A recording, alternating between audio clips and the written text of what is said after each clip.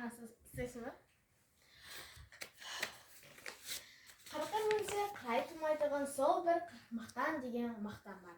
Сол неге керек, неге жарайды? Ол есті білмейді, намысты білмейді. Кең толғау үлкен ой жоқ. Не балуандығы жоқ, не батырлығы жоқ, не адамдығы жоқ, не ақылдылығы, арлығы жоқ.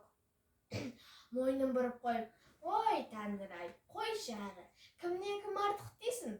Кімнің басы, кімнің қанжығасында жүр? Немене ол менің қазарыма ас салып беріп жүр ме? Әлде мен оның сауын отырмын ба деп бұлғаттап.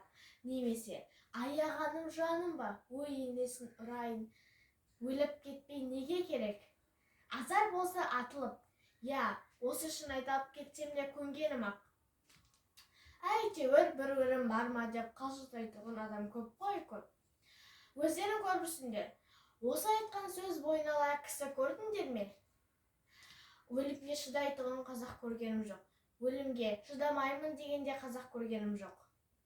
Кеңірдегін ғана көрсетеді-ау, қиылып қана қалайын деп.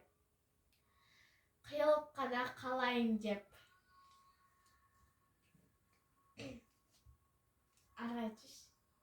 Қиылып қана қарайын деп. Егер осы сөзге лайық қазақ кісі көрінсе, ақылы жоқ болса да қайратыменен ақ айдындыратұғын адам болғаны ғой. Егер шынай қайда көргенде кірер жерін табалмайтұғын дарақы жұртты осы сөзіме айдындырамын. Мына кәпірден кісі шошитұғын екен дегізіп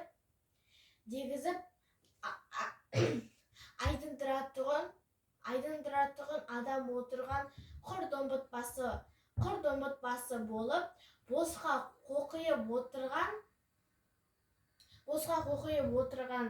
отырғанны не дейміз, не дейміз? Соны не дейміз? Соны не дейміз, не дейміз?